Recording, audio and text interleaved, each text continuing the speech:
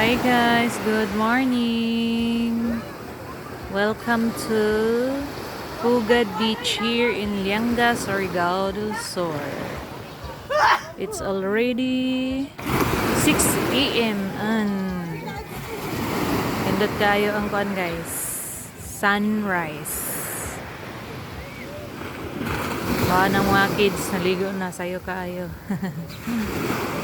Pagkatapos na ko guys maghiwas sa mga lamas, nanghugas og mga plato, kaldero, kutsara ug uban pa.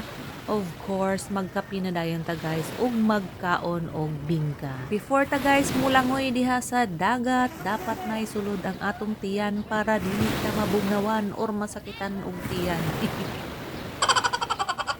Bitaw guys, gi-feel gid na ko ang moment kaninga time kay tarag sarbay ta maka-overnight sa beach guys.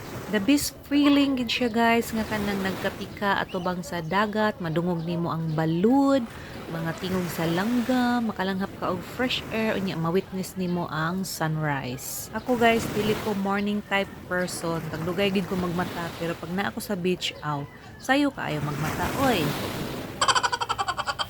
Duha pug kabataan ni guys, si Gia ug si Sheena, sayo pa sa buntag naglangoy-langoy na.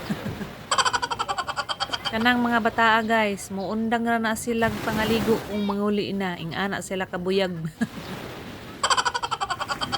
Nitindog ko ani guys, kay ako silang gitawag kay nalayo na sila sa ilang giliguan. Sad pod guys no nga kanang dili nato sila makit-an, delikado pod taon mo nang mas maayo gyud nga kung asa ra ang inyong cottage diha ra pod sila magpatunggod pagligo para makita ra pod nato.